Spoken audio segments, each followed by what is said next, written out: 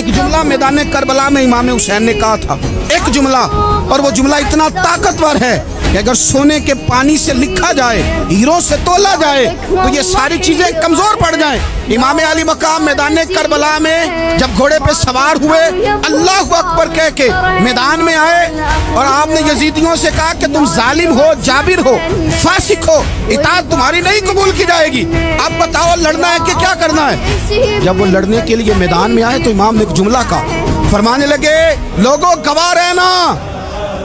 آج میں نے عزتیں خرید لی ہیں اور ذلتیں دور کر دی ہیں۔ عزت ہے ہمارے پاس، عزت، ذلت دور ہو گئی۔ اگر اس کے ظلم سے چھپ کے بیٹھ جاتے، اگر ان تلواروں کے سامنے کمزور پڑ جاتے،